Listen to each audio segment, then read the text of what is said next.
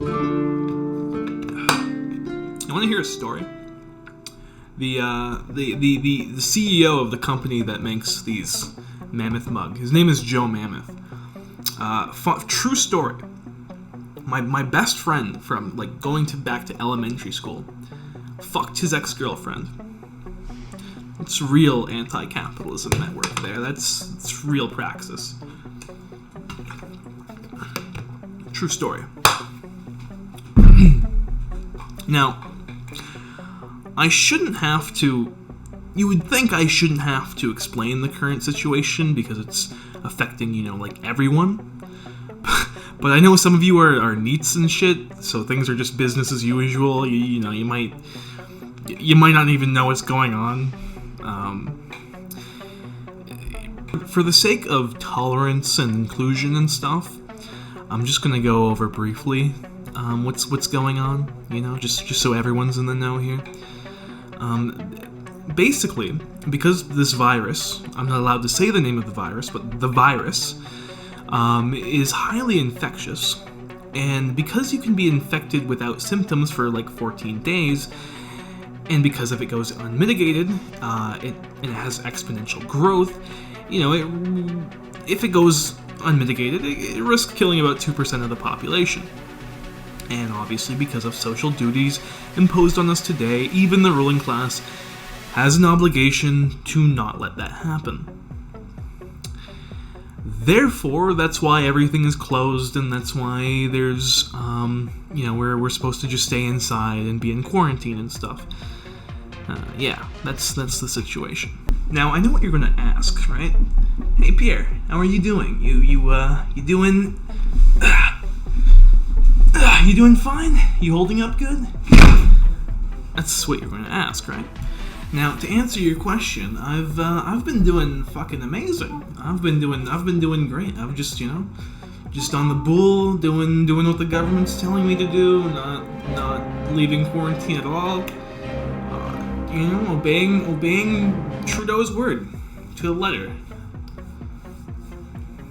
It is essential that people are following the advice of public health, and the advice is getting stronger and stronger. And with that stronger advice will becoming more and more penalties if people don't listen.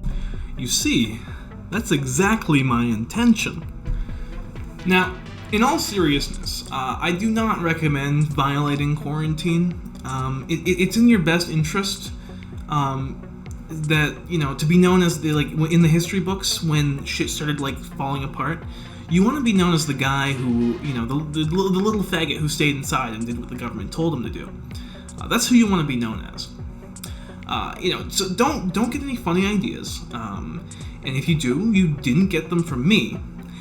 Because this channel, Pierre Tru-Dank, this channel is all about doing what the government tells you to do.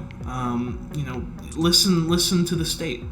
Listen to the bureaucrats and the capitalists. They know what's they just want to keep you safe. Remember, Pierre Tru-Dank says trust the government. Remember that. Now, with that being said, if you are accelerationist minded, or you're just a zoomer who doesn't really give a fuck, the thing is, you don't actually want to get the virus, right? You just want to provoke the government into becoming more draconian. So don't be a dumbass. Wear a mask, gloves, because we don't really know. This virus could put holes in your lungs and shit. You really don't want that. So stay safe. Even if don't listen to the government. But if you don't, stay safe. Okay, that's okay. Don't get any funny ideas. But if you do, you didn't hear them from me. So just wear a mask, wear gloves, sanitize, just basic shit. Just don't be a dumbass. With this in mind, a theoretical group of people can bull the state into becoming more draconian, which will incite proletarian agitation, which has also been incited by an impending economic collapse, and also the quarantines, Bullying is how the revolution is going to happen. Okay, it's what Sorel wants. It's what Sorel wants an unnamed group of people to do. Okay, So if we can use the hashtag Sorrel on the Bull, I think that would be a really great thing.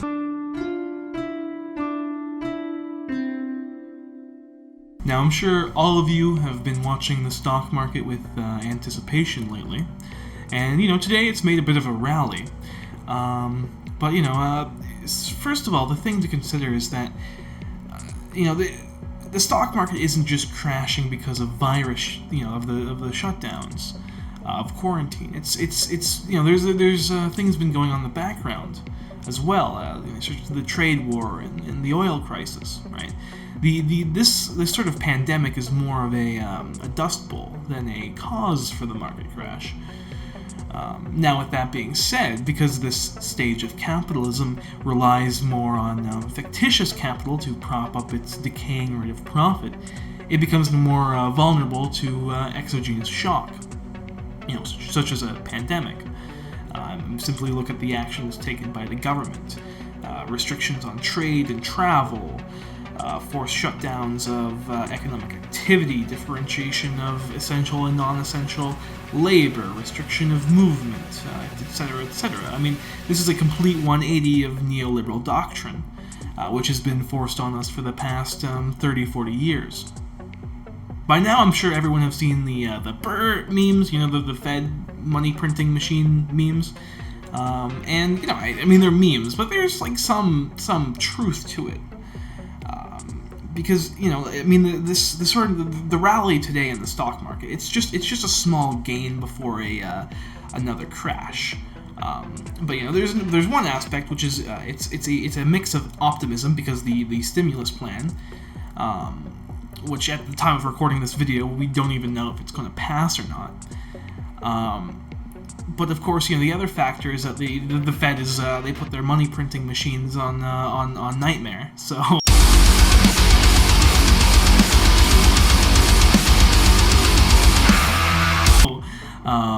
There's that. Before any of you get confused and think that the Fed printing money is going to be it's going to cause hyperinflation. It sounds reasonable if you aren't well versed in monetary economics. Which how could you not be well versed in monetary economics? How is this not interesting to you?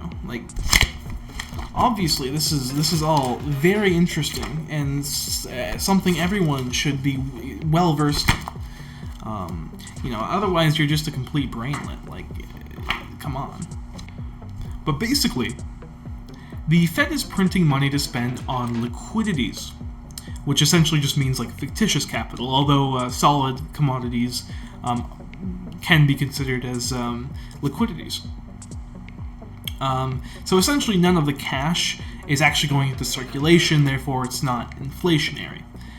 This being said, the recent rallies in the stock market aren't bound to last because no one is really buying except for the buy the dip people who more than likely are just day trading, or they're just kind of new to trading. They're like Zoomers or something. So really this is just volatile trading.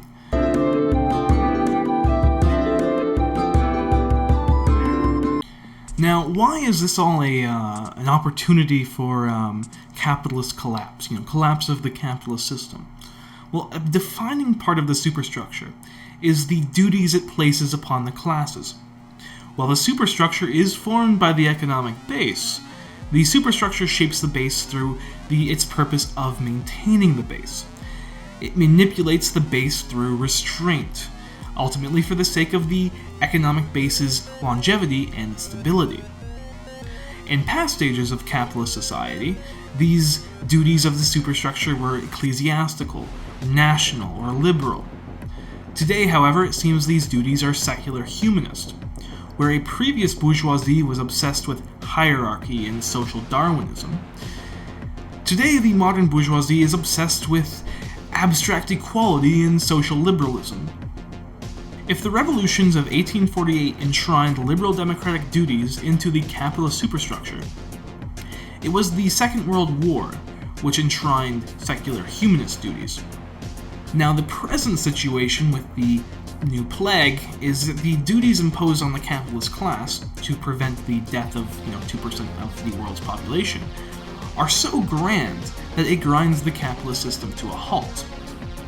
In summary, secular humanist duties are now too grand for the capitalists to fulfill without putting the system at risk.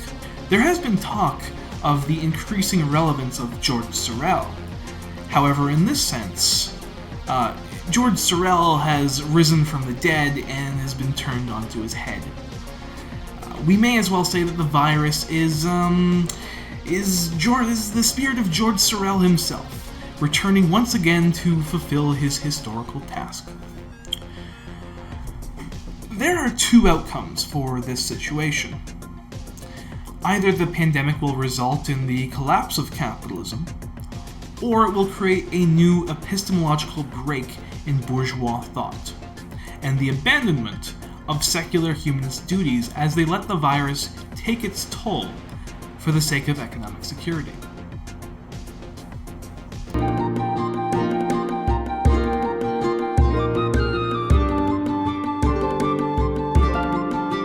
Now, I've heard many socialists argue that socialism is more efficient at handling pandemics because of its ability to enact draconian measures. Many cite China as an example. Now, despite what Dangists will have you believe, China is a capitalist state, although one that practices a sort of managerial Marxism over capitalism, a Marxist dirigism, if you will. However, draconian measures are only a means of dealing with a pandemic. The true effectiveness in socialism is its ability to organize labor, production, and residency in pandemics. In fact, here in Canada, people have actually demonstrated that with very little coercion, people are able to voluntarily self-isolate, which to me not only demonstrates the ability of a libertarian socialist system in dealing with a pandemic, but that it would actually be more efficient than a state bureaucracy. The only thing is that libertarian socialists are incapable of winning a revolution. So what I would like to see is arguments for socialist federation that do not hinge on morality or liberty, but that it is more efficient than bureaucratic despotism.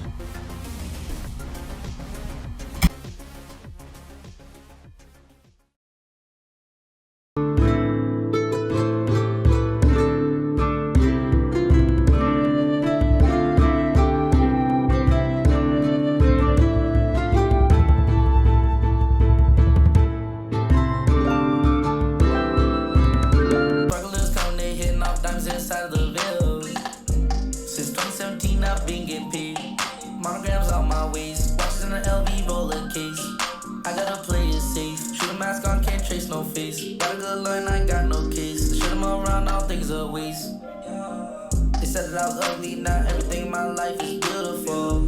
Back in the day, every time went to Walmart, God knows that I stole. Hit it with the cut, then breaking it down when you trying to sell it whole. Straight from the hood for the politics, cut a check, all the Super Bowl.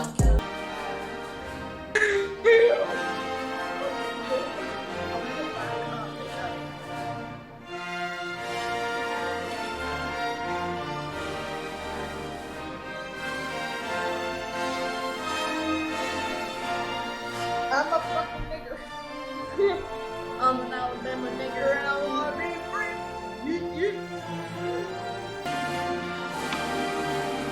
Oh my god, Soviet power. Fuck you, fuck you, fuck you, fuck you. Fuck communism, fuck communism, fuck communism.